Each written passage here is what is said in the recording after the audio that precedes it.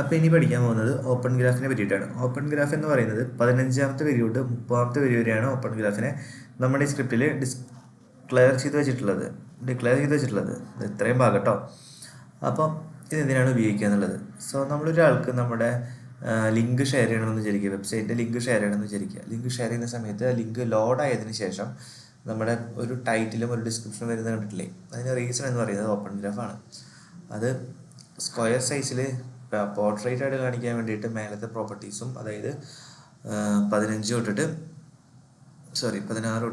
23 വരെയുള്ള ലൈനും, ലാൻഡ്സ്കേപ്പ് ആയിട്ട് കാണിക്കാൻ വേണ്ടിയിട്ട് 26 തൊട്ടിട്ട് 29 വരെയുള്ള ലൈനുമാണ്. മാക്സിമം ഈ സാധനം യൂസ് ചെയ്യുമ്പോൾ റെസൊല്യൂഷൻ കുറവുള്ള ഫോട്ടോസ് യൂസ് ചെയ്യുക. റെസൊല്യൂഷൻ കുറവുള്ള ഫോട്ടോസ് യൂസ് ചെയ്ത് കഴിഞ്ഞാൽ എന്തുണ്ടാവുക വെച്ചാൽ ഈസി ആയിട്ട് ലോഡാവും. അപ്പോൾ അതിൻ്റെ ഡിസ്ക്രിപ്ഷൻസ് ആണ് കൊടുത്തിട്ടുള്ളത്. എങ്ങനെ കാണണം? ഒരു കാർഡ് പോലെ കാണണം. എന്താണ് അതിൻ്റെ ടൈറ്റിൽ വേണ്ടത്, ഇതാണ് അതിൻ്റെ ടൈറ്റിൽ വേണ്ടത്, ഇതാണ് അതിൻ്റെ ഡിസ്ക്രിപ്ഷൻ വേണ്ടത്. ഓക്കെ, അതുപോലെ തന്നെ പോർട്രേറ്റ് ആയിട്ട് കാണണമെങ്കിൽ ഇങ്ങനെയാണ് അതിൻ്റെ ഡിസ്ക്രിപ്ഷൻ വേണ്ടത്, ഹെഡിങ് വേണ്ടത്, ഇങ്ങനെയാണ് അതിൻ്റെ ഡിസ്ക്രിപ്ഷൻ വേണ്ടത്. അതായത് 18ാമത്തെ ലൈനും 19ാമത്തെ ലൈനാണ് ഞാനിപ്പോൾ പറയുന്നത്. എന്ത് URL ആണ് അതിൻ്റെ സോഴ്സ് URL എന്ന് പറയുന്നത്, അതാണ് ഇവിടെ അടിയിൽ കൊടുത്തിട്ടുള്ളത്. സൈറ്റിൻ്റെ പേരെന്താണ്, അതിൻ്റെ ഇമേജ് എന്താണ്, അതിൻ്റെ ഓൾട്ട് ടെക്സ്റ്റ് എന്താണ്. അപ്പോൾ ഇത്രയും കാര്യങ്ങളാണ് ഇതിൽ കൊടുത്തിട്ടുള്ളത്. ഇതും കീവേഡ് ഒപ്റ്റിമൈസർ ആയിട്ടുള്ള വേർഡ്സുകൾ യൂസ് ചെയ്യാൻ വേണ്ടി മാക്സിമം ട്രൈ ചെയ്യണം. ഇതെങ്ങനെയാണ് ഷെയർ ചെയ്യുക എന്നുള്ളത് കാണിച്ചു തരാം. സോ നമ്മൾ OG എങ്ങനെയാണ് അപ്ലൈ ചെയ്യുക എന്നുള്ളതാണ് നെക്സ്റ്റ് നോക്കാൻ പോകുന്നത്. ഓക്കെ, നമ്മുടെ വെബ്സൈറ്റിൻ്റെ ലിങ്ക് എന്ന് പറയുന്നത്, ഞാനിപ്പോൾ ഒരു ഡിഫോൾട്ടായിട്ട് വാട്സപ്പ് എടുത്തിട്ട് ആരെങ്കിലും എനിക്ക് എൻ്റെ വെബ്സൈറ്റിൻ്റെ ലിങ്ക് ഷെയർ ചെയ്യണമെന്ന് വിചാരിക്കുക. ഷെയർ ചെയ്യണമെങ്കിൽ ഈസി ആയിട്ട് എന്ത് ചെയ്യുക, നമ്മൾ https://bispageresearch.com എന്ന് അടിച്ചെടുക്കും അല്ലേ.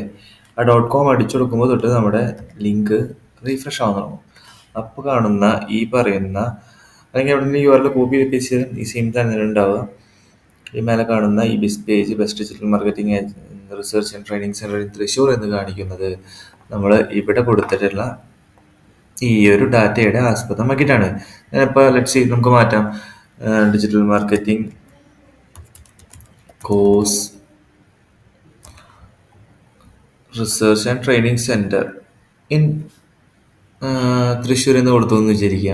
നമ്മളെന്തായാലും കണ്ടന്റ് മാറ്റിയല്ലോ, ഈ ഒരു കണ്ടന്റ് മാറ്റി നമ്മൾ ഇതിൻ്റെ OG ഇവിടുന്നും മാറ്റി, സ്മോളാക്കാം കേട്ടോ, ഇവിടുന്നും മാറ്റി, എന്നിട്ട് സേവ് കൊടുത്തു കഴിഞ്ഞാൽ എന്തുണ്ടാവുക, അത് ഒന്നുകൂടി ഒന്ന് റീഫ്രഷ് ആവണം. സോ നമ്മൾ റീഫ്രഷ് ആക്കാൻ വേണ്ടിയിട്ട്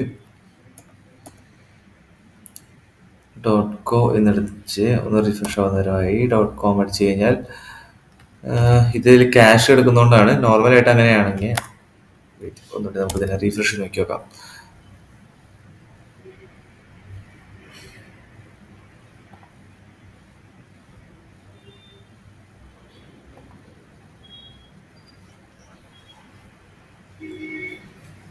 റീഫ്രഷ് ആവുന്നുണ്ട്.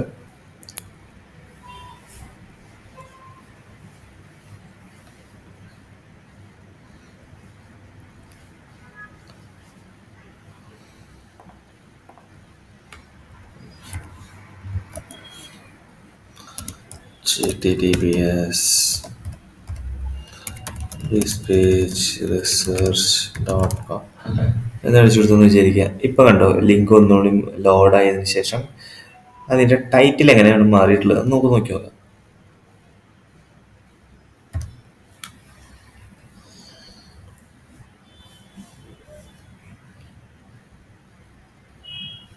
ശ്രദ്ധിച്ചോ ഫ്രണ്ട്സ്, ഇപ്പം നമ്മൾ ഡിജിറ്റൽ മാർക്കറ്റിംഗ് കോഴ്സ് റിസർച്ച് എന്ന് കൊടുത്തത് ഇപ്പോൾ റിഫ്ലക്റ്റ് ആയില്ലേ.